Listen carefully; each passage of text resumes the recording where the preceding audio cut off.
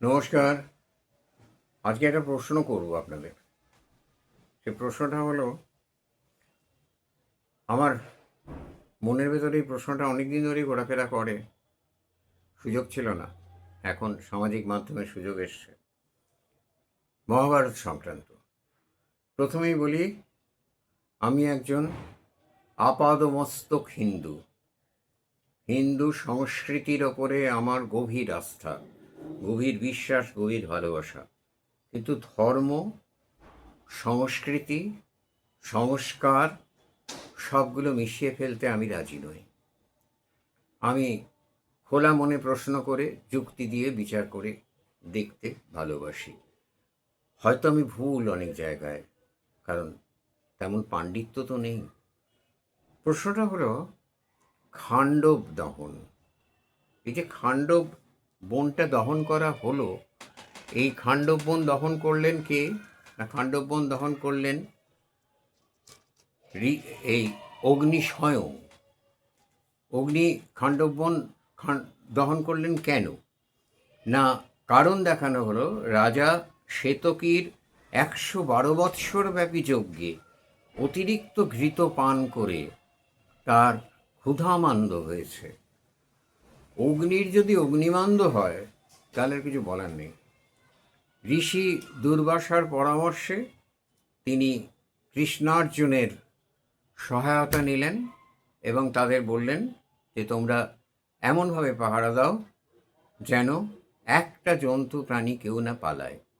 তক্ষক অবশ্য তখন সেখানে ছিল না। যাই হোক, এই খাণ্ডব বনের পশু, নামধারী পশু ছাড়া অন্যেরা যারা ছিলেন তারা সেখানকার ভূমিপুত্র, আদিবাসী ভূমিপুত্র সেখানকার। তাদের একটা ভিন্ন সংস্কৃতি ছিল, ভিন্ন ধর্ম ছিল। আর নাগ বংশীয় যারা হতে পারে, তো তাদের কুলপ্রতীক ছিল নাগ। তারা নাগ কুলপ্রতীক ব্যবহার করতেন। আমরা অনেক সভ্য পৃথিবীতেও দেখেছি রাজপুতেরা কাল্পনিক সূর্যবংশীয়, চন্দ্রবংশীয় বলে কুলপ্রতীক ধারণ করে রাজা হয়ে বসেছে। তো এই নাগ জাতিটা পুরো পুড়িয়ে মারা হলো। অর্জুন সেখানে বললেন, আমার কাছে তো তেমন অস্ত্র নেই, অনেক অস্ত্র আছে, কিন্তু সব কিছু আটকাবার। তখন তাকে ইন্দ্রের বৃষ্টি আটকাবার অস্ত্র দেয়া হলো, তাকে অনেক শক্তিশালী বাণ, নানা রকম অস্ত্র দেয়া হলো, বরুণদেব দিলেন। সব নিয়ে তিনি একদম সুসজ্জিত রণসজ্জায়, তিনি এবং শ্রীকৃষ্ণের সহায়তা পেলে সব কিছু করা যায়। তিনি শ্রী ভগবান। শ্রীকৃষ্ণের সহায়তায় একটা পুরো জাতি, একটা পুরো উপজাতি বলতে আমার বাধে। আমি এখন যারা আমাদের ভূমিপুত্র আছেন এদের উপজাতি উপগোষ্ঠী বলি না, আমার ভালো লাগে না কথাটা। এরাও আমাদের ভারতবর্ষের একটা জাতি, এরা আমাদের ভারতবর্ষের মধ্যেই রয়েছেন।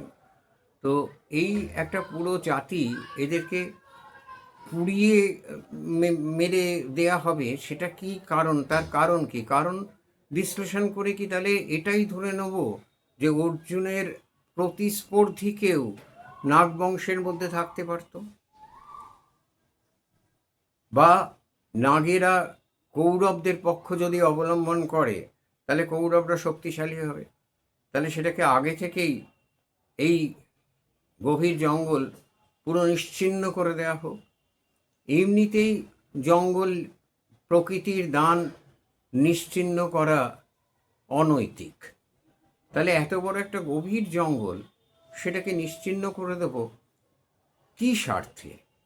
স্বার্থটা কি এই যে অর্জুনের কোনো প্রতিস্পর্ধী যদি থেকে থাকে বা নাগকুল যদি দুর্যোধনকে সহায়তা করে, তাহলে আগে থাকতেই সেই নাগকুলকে পরিষ্কার করে দেওয়া হলো, বনভূমি পরিষ্কার হয়ে গেল, দখল নেওয়া গেল বনভূমির। পরবর্তীকালে এখানে গড়ে উঠবে রাজধানী, গড়ে উঠবে প্রাসাদ, ধর্মরাজি। ময় এইখানে ছিলেন, ময় দানব, দৈত্যদেব বিশ্বকর্মা, তিনি পালাচ্ছিলেন, তাকে পালাতে অনুমতি দিয়েছিলেন শেষ অবধি কৃষ্ণ, সে চলে যায়। তাহলে কি ধরবো আমরা? তাহলে আমরা কি ধরে নেব যে এই শুধুমাত্র এই অর্জুনের স্বার্থ রক্ষার্থে, পাণ্ডবদের স্বার্থ রক্ষার্থে এতগুলো প্রাণী, এত প্রাকৃতিক সম্পদ, এত বনজ সম্পদ সব পুড়িয়ে মারা হলো একটা কাল্পনিক গল্পের ভিত্তিতে? অগ্নি তো একটা তেজ, একটা শক্তি। এই শক্তি কি মানুষের মতো তার কি ক্ষুধামান্দ হয় না? তার ক্ষুধা আছে। অগ্নিকে ব্যবহার করতে পারলে তার তুল্য শক্তি পৃথিবীতে নেই, সৃজনাত্মক শক্তি। অগ্নিকে ব্যবহার করতে না পারলে বা অপব্যবহার করলে তার তুল্য ধ্বংসাত্মক শক্তি পৃথিবীতে নেই। তাহলে আমরা কোনটা ধরব? যে অগ্নির নাম করে এই একটা গল্প তৈরি করে, একটা মিথ তৈরি করে পুড়িয়ে মারা হলো পুরো একটা বনজ জাতিকে, পুরো একটা সংস্কৃতিকে। তাদের নিশ্চয়ই আলাদা সংস্কৃতি ছিল, যেখানে বারে বারে সংস্কৃতির কথা বলা হয়েছে আমাদের মহাকাব্যগুলোতে। তাহলে তাদের নিশ্চয়ই সংস্কৃতি ছিল, সেই সংস্কৃতিটাকে নষ্ট করে দেওয়া হলো শুধুমাত্র একজনের মানে ক্ষমতা প্রমাণ করার জন্য। এটা আমরা মহাভারতের অন্যত্রও দেখব। একলব্যের কাহিনী দেখুন। একলব্য নিষাদ পুত্র, কিন্তু দ্রোণাচার্য অত্যন্ত কৌশল করে একলব্যের কাছ থেকে তার বুড়ো আঙুলটি দক্ষিণা চেয়ে নিলেন। বিনা দক্ষিণায় শিক্ষা সম্পূর্ণ হয় না, আরও অনেক কিছু দক্ষিণা চাওয়া যেত। বুড়ো আঙুলটা দক্ষিণা চেয়ে নিলেন। কেন চেয়ে নিলেন? না, অর্জুনের কোনো প্রতিস্পর্ধী যেন না থাকে। একলব্য অর্জুনের প্রতিস্পর্ধী হওয়ার ক্ষমতা একলব্যের ছিল। সে যদি যোগ দিত কুরু পক্ষে, কৌরব পক্ষে, তাহলে হয়তো অর্জুনের বিজয় এত সহজ হতো না। কিন্তু অর্জুন তো ভগবান প্রদত্ত শক্তি নিয়ে লড়ছেন, তার তো বিজয় হবেই। তিনি তো ন্যায়ের পক্ষে লড়ছেন, কিন্তু এটা কি ন্যায়? তারপরে দেখুন ঘটোৎকচ। ঘটোৎকচ রাক্ষসী পুত্র, তার ক্ষত্রিয়াণী হবার ইচ্ছে ছিল। হিড়িম্বার, তিনি ক্ষত্রিয় ভীমকে বিবাহ করেছিলেন। ঘটোৎকচকে পাণ্ডব পক্ষ ডেকে আনলেন যুদ্ধে অংশগ্রহণ করার জন্য। তারা ঘটোৎকচ যুদ্ধে অংশগ্রহণ করলেন, এবং ঘটোৎকচের সঙ্গে যখন কিছুতেই পেরে উঠছে না কৌরব পক্ষ, তখন দুর্যোধন বাধ্য করলেন কর্ণকে এই কপুরুষ বিঘাতিনী বাণ ছুঁড়তে। কর্ণ বারণ বললেন, এটা আমি অর্জুনের জন্য তুলে রেখেছি। দেবতারা হাসলেন। চলি গেলা এক পুরুষ বিঘাতিনী, কিরিটির কিরিট ঘেঁষিয়া, মরণের নাম মাত্র করিয়া প্রচার। অর্জুন বেঁচে গেলেন, ঘটোৎকচের মৃত্যু হলো। কিন্তু দেখুন, ঘটোৎকচ যখন মারা যাচ্ছেন সেই সময়ও তার পিতা ভীম বলছেন ঘটোৎকচকে, নিজের শরীর বর্ধিত করো, যাতে তোমার চাপে প্রচুর শত্রু সৈন্য মারা যায়। অভিমন্যু অত্যন্ত বেদনাদায়ক মৃত্যু, কিন্তু অভিমন্যুর মৃত্যুতে পাণ্ডব শিবিরকে আমরা যত কাতর হতে দেখি, ঘটোৎকচের মৃত্যুতে আমরা চোখের জল ফেলতে দেখিনি। হয়তো ঘটোৎকচের মা হিড়িম্বা ফেলেছিলেন, বা তিনি গর্বিত হয়েছিলেন ছেলে ক্ষত্রিয়দের জন্য প্রাণ দিয়েছে, বলতে পারবো না।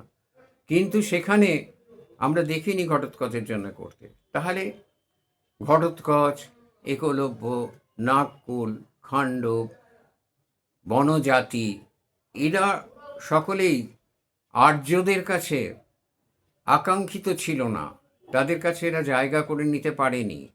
তাই জন্যে তাদের নানা, কিন্তু শক্তিতে তারা প্রতিস্পর্ধী ছিল, কি তাদের নানাভাবে তাদের ছলনা করে তাদের ধ্বংস করা হলো।